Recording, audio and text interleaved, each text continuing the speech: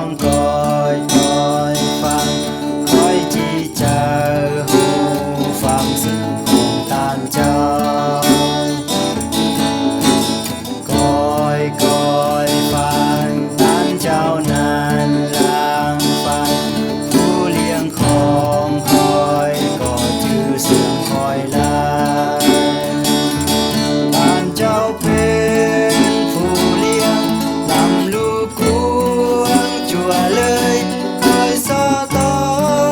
ให้ฟังเสียงของตานเจ้า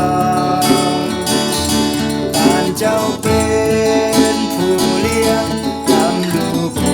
วงจั่วเลยเพราะนั้นก็ชื่อเสียงตานเจ้าลา